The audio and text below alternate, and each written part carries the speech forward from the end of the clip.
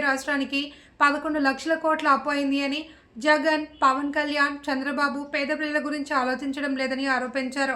ఉపాధి హామీ పథకాన్ని బీజేపీ నేతలు లేకుండా చేద్దామని చూస్తున్నారు అని చంద్రబాబు, పవన్, జగన్ ఈ ముగ్గురు మన రాష్ట్రానికి అన్యాయం చేస్తున్నా సరే బీజేపీకి వ్యతిరేకంగా ఒక్క మాట కూడా మాట్లాడలేకపోతున్నారని ఆరోపించారు. పోలవరం ప్రాజెక్టు కట్టాలి అని ఒక్కళ్ళు కూడా అడగలేకపోతున్నారని, బీజేపీకి వ్యతిరేకంగా పోరాడాలి అంటే అది కాంగ్రెస్ పార్టీకే సాధ్యమన్నారు. కాంగ్రెస్ పార్టీ పూర్తిగా పేద ప్రజల పార్టీ అనేది ఎవరు మర్చిపోవద్దు అని అన్నారు. కూటమి అధికారంలోకి వచ్చి ఇవాళ ప్రవేశపెట్టిన బడ్జెట్ మూడో బడ్జెట్.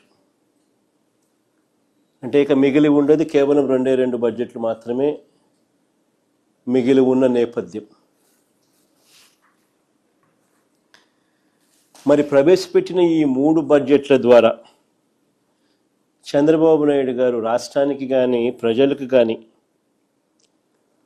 ఏం చేశారు మంచి అని చెప్పి చూస్తే మంచి అనేది ఎక్కడా కనిపించదు, అంతా మోసమే కనిపిస్తుంది.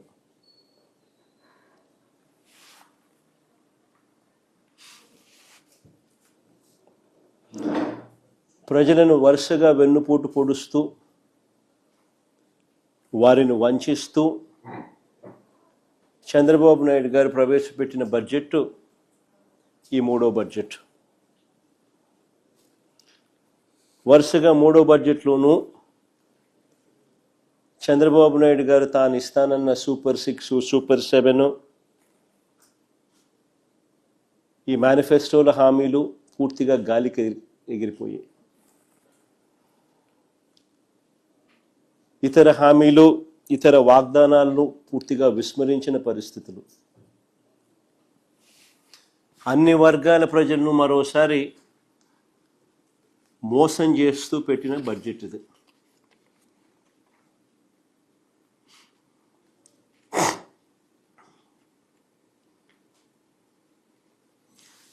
చంద్రబాబు నాయుడు గారు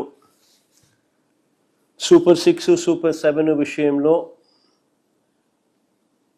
తాను ప్రజలను మోసం చేయడానికి అన్ని రకాలుగా ముందుగానే నిర్ణయించుకున్నారు కాబట్టి అబద్ధాలను కూడా రక్తి కట్టించారు.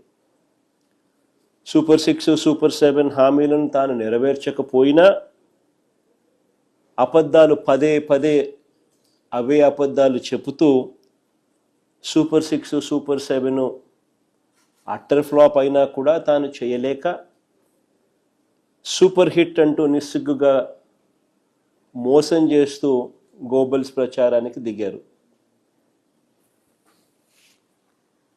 నిజానికి ఒక మోసానికి షర్టు ప్యాంటు వేస్తే అది చంద్రబాబు అవుతాడు. ఒక మోసానికి షర్టు ప్యాంటు వేస్తే అది చంద్రబాబు అవుతుంది. అబద్ధానికి రెక్కలు కడితే అవి చంద్రబాబు మాటలు అవుతాయి.